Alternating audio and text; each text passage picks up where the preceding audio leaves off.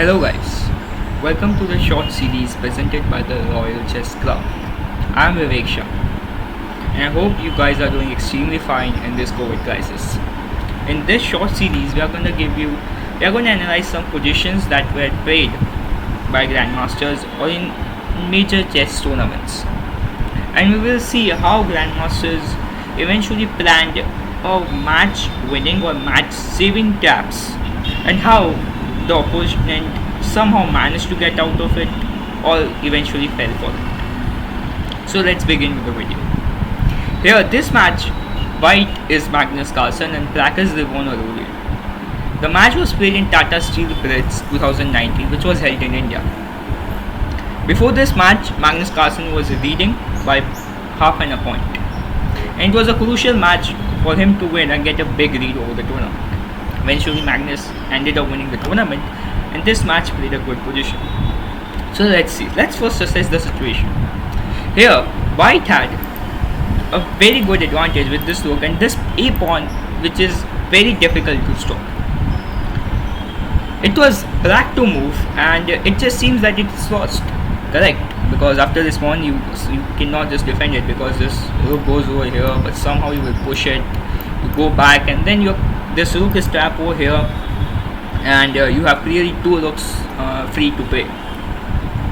So in this situation, it just seems like you can't have anything back, but Levon got a brilliant idea.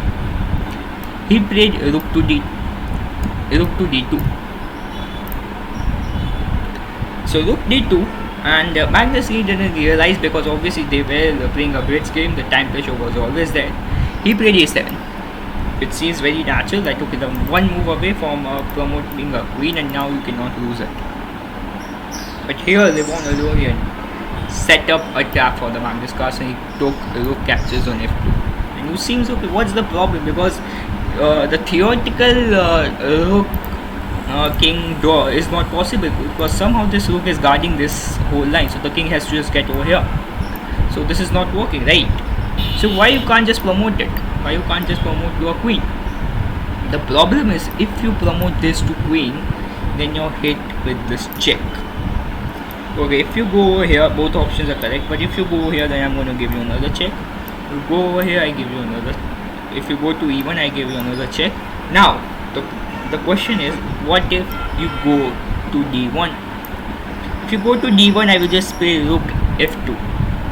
Now what you are seeing is, you can't stop a checkmate from two squares. There are checkmate coming from the f1 and also the g1, so you have to somehow get both the squares free, but there is no way you can do that.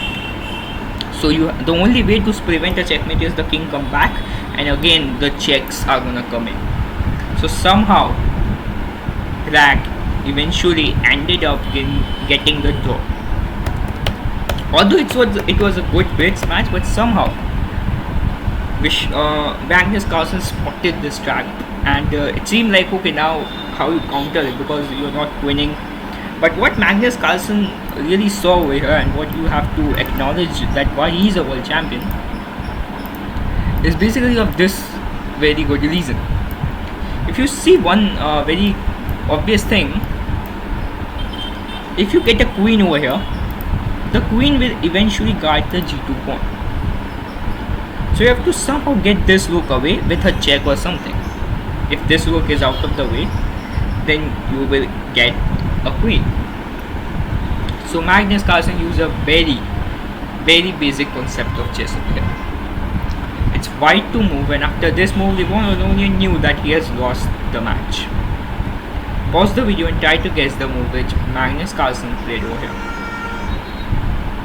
Okay, if you spotted rook c2, then Congo, you are a real genius. Rook c2 basically stops the connection between the rooks, and black is forced to take the rook, otherwise it's just losing.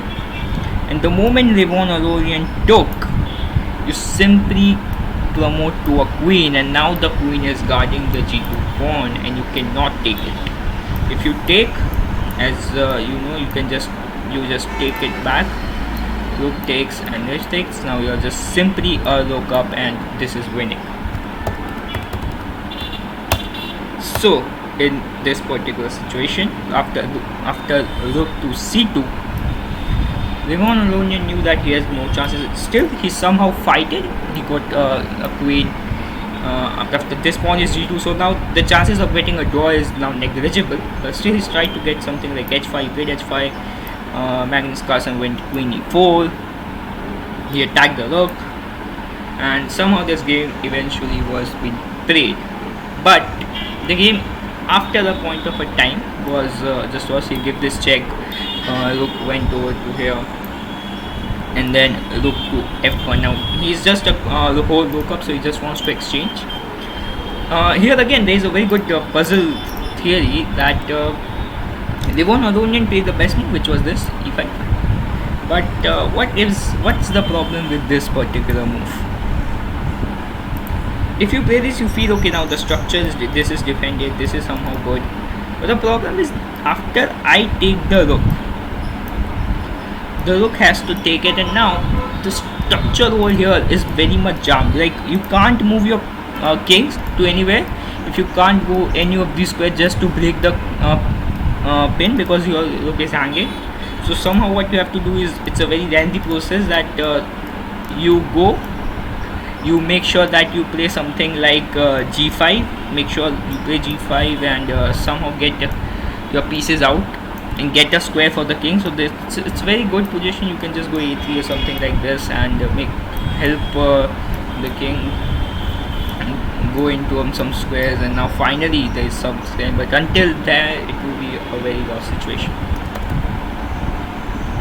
So this was the puzzle of today's game, and I hope you guys liked it. Stay tuned for more coming up like this. Thanks so much.